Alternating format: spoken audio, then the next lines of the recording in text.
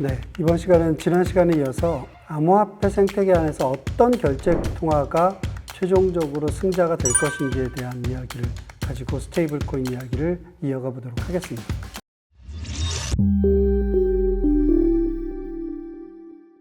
스테이블 코인은 앞서서 분류해드린 바와 마찬가지로 결제 통화는 크게는 비트코인, 이더리움 같은 안정적인 관할권 내에서 발행된 번호 통화가 있고, 이더리움 관할권에서 발행된 스테이블 코인류가 있고, 기타 스마트 컨트랙을 가진 블록체인에서 발행된 스테이블 코인류가 있고, 마지막으로 오프체인의 기초 자산을 가지고 법률 관할권 내에서 발행된 스테이블 코인류가 있다고 말씀을 드렸습니다. 중요한 것은 이들 간의 경쟁력이 어떤 차이를 갖고 있느냐를 이해하면 장기적으로 누가 위너가 될 것인지에 대해서 우리가 가늠해 볼 수 있는 기준을 가질 수 있는데요. 어떤 경우에는 심지어 비트코인을 가지고 투자를 해서 상당히 돈을 벌었다고 하는 분들도 CBDC가 들어오게 되면, 중앙은행의 디지털 화폐가 들어오게 되면 비트코인이 역할이 없어지는 거 아니냐, 뭐 이런 얘기를 하시는 분들도 있고, CBDC에 대해서 이제 스테이블 코인은 끝난 거 아니냐, 뭐 이렇게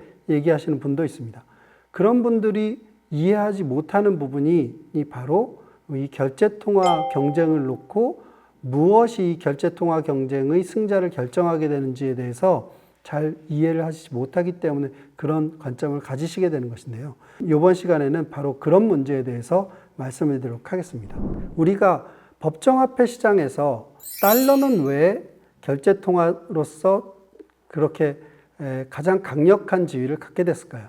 그건 뭐 2차 세계대전의 전승국이고 무력으로나 모든 측면에서 최강대국이기 때문에 그러하다라고 하는 포괄적인 얘기를 할 수 있겠지만, 그 강대국의 달러조차도 1971년도부터 시작해가지고 그 가치를 방어하기 어려운 상황으로 내몰렸던 것을 생각해 보면 우리가 단지 강대국이라고 하는 이유만으로 그게 자동으로 되는 것은 아니다라는 것이고요. 그래서 1973년도에 달러가 무슨 일을 한 것이냐면, 오페크 산유국들의 기구에 가서 이제 원유는 무조건 달러로만 거래한다라고 하는 약속을 받아냄으로써 달러의 수요를 지속적으로 창출할 수 있는, 어찌 보면 기초 자산으로 원유를 편입시킴으로써 그 달러의 지위를 공고히 하고 더 믿을 수 있는 것으로 만들었는데요. 마찬가지로 암호화폐 생태계 안에서의 결제통화라고 하는 것도 그걸 더 믿을 수 있게 만드는 다양한 활동들을 통해서 그것을 더 믿을 수 있는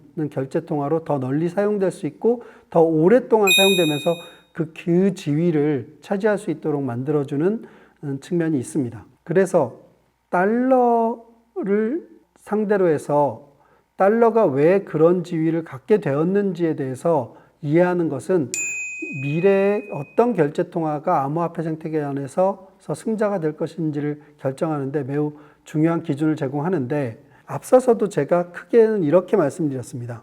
구분을 했던 것들이 크게 4종류로 구분을 하긴 했지만, 기본적으로는 원리적으로 보면 3종류로 구분해 볼 수가 있겠죠. 두 번째, 세 번째 분류를 하면서 제가 온체인 기반의 스테이블 코인이면서도 이더리움 체인에서 발행된 것과 그렇지 않은 것, 이걸 두 종류로 따로 구분을 했기 때문에 겉으로는 4종으로 보이지만 실제로는 원리적으로는 3종인데요.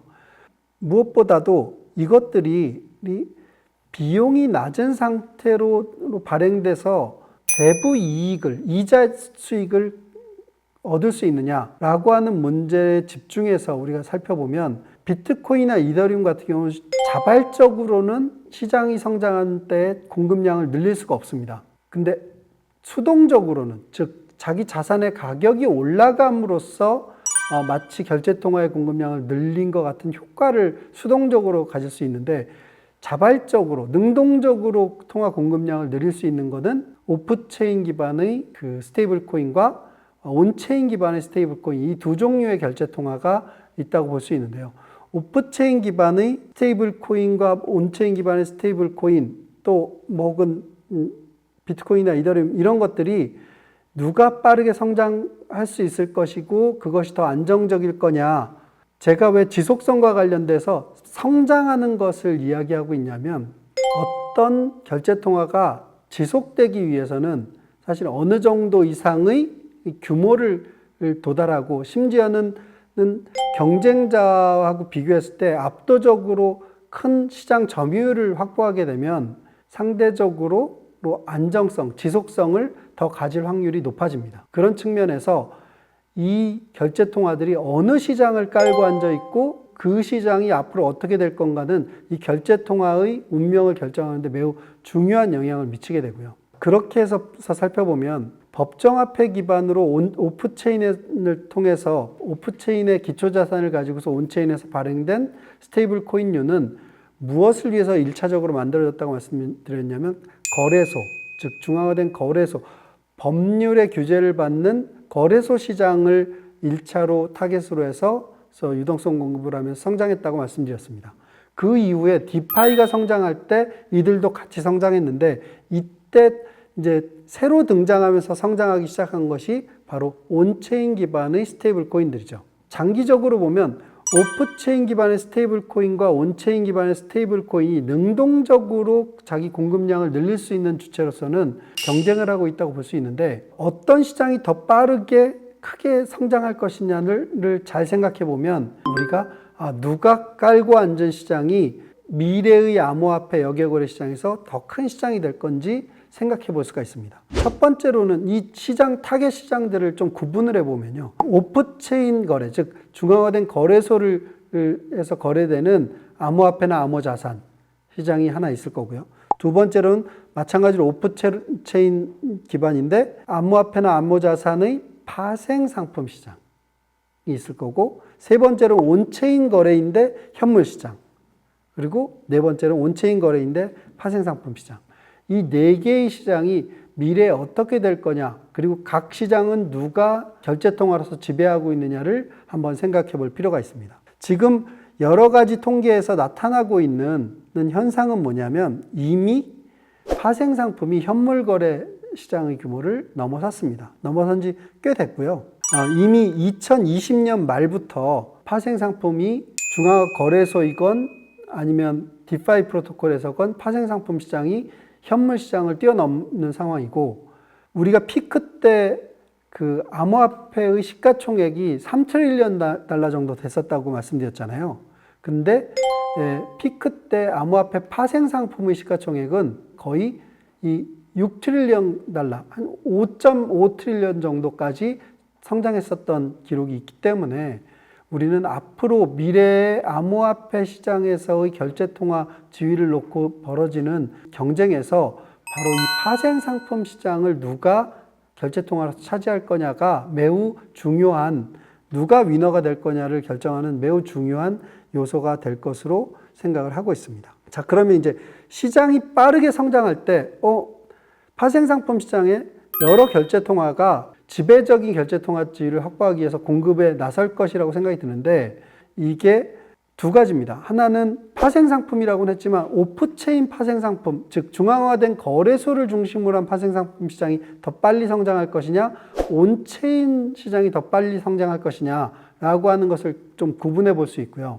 온체인과 오프체인 파생상품 시장 측면에서 저는 개인적으로는 온체인, 즉 디파이에 의한 파생상품 시장이 더 빠르게 성장할 수 있는 잠재력을 갖고 있다고 생각합니다. 왜냐하면 오프체인 파생상품 시장은 ETF 승인 안 나오고 있는 것도 그렇지만 승인되지 않은 다양한 형태의 거래소 기반의 파생상품류는 거래소가 규제 안으로 들어가기 시작하면 이제 다양한 형태의 규제를 받게 되면 파생상품을 내놓는 것에도 억제가 되는 효과를 만들 수밖에 없고요. 대표적으로 일본 시장에서는 레버리지가 거래되고 있었지만 규제 당국이 규제를 하기 시작하면서 그게 지금은 아주 높은 비율의 레버리지를 제공할 수 없는 상태로 시장이 바뀌어버렸고요. 중앙화거래소 시장이.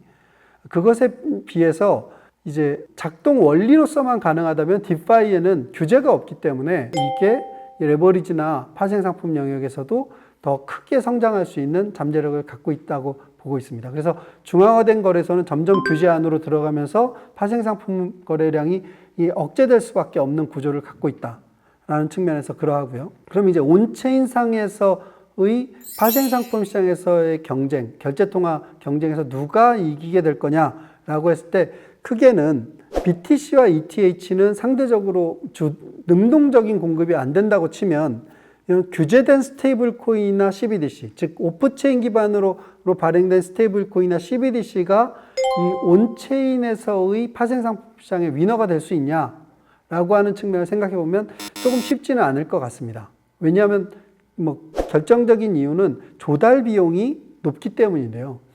규제된 스테이블 코인은 기초자산으로 상당히 건실한 기초자산을 필요로 하고 또 CBDC는 당연히 그러하죠.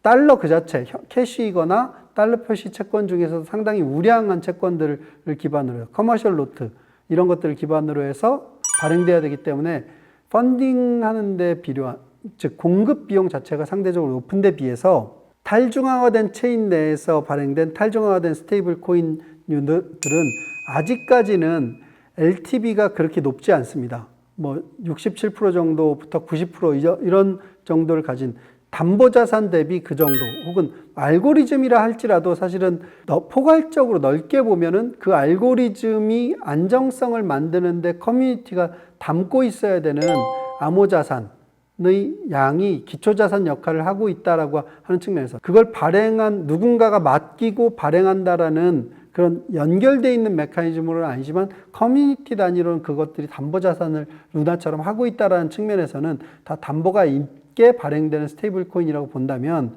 결국은 담보의 효율을 얼마나 활용할 수 있느냐라고 하는, 즉 100이라고 하는 담보를 기반으로 해서 얼마나 많은 스테이블 코인을 발행할 수 있느냐가 결국은 스테이블 코인의 펀딩 비용하고 직접적으로 관련되어 있다고 볼 수 있을 텐데요. 스테이블 코인이 이 공급 비용을 낮추면서도 신뢰도를 높일 수 있겠느냐라고 하는, 탈중앙화된 스테이블 코인이 공급 비용을 낮추면서도 신뢰도를 높이고 심지어는 담보가 100일 때 90이나 95가 아니라 200, 300을 넘어가면서도 이 신뢰도를 손상시키지 않을 수 있을 것이냐라고 하는 문제를 디파이 메커니즘을 연구하는 연구자들 입장에서는 계속 시도할 것으로 생각되고, 만약에 그것이 나온다면 압도적인 경쟁력을 갖게 될 것으로 생각합니다. 그 얘기는 온체인 파생 상품 시장에서 탈중앙화된 관할권에서 발행된 탈중앙화된 스테이블 코인이 이 승자가 될 가능성이 상당히 높다라는 것이고요.